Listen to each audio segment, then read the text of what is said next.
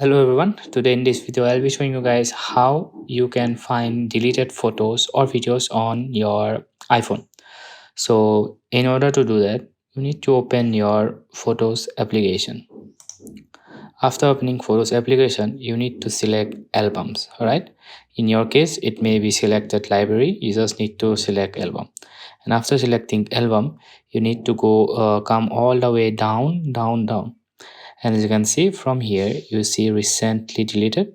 You need to tap here once, and then you need to give your pin, and after that you will find all your deleted photos or videos on this folder. You can restore the photos as well. If you tap once, then it will say recover. If you tap recover, it will be recovered on your device, but I don't want to recover, so I just want to delete it.